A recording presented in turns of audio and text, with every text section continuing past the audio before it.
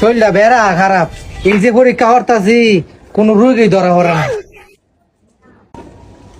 কিরে তোর মনটা খারাপ কিরে? আরে আর কইস না, এই যে পরীক্ষা করতাছি কোন রোগী ধরা পড়ে না। এক্সরা করলাম, আলট্রাসাউন্ড করলাম, সিটি স্ক্যান করলাম। এত পরীক্ষা করলি তাও রোগ ধরা পড়ছে না, তাহলে আরেকটা কাম করে আলা, পোস্টমর্টম করে আলা।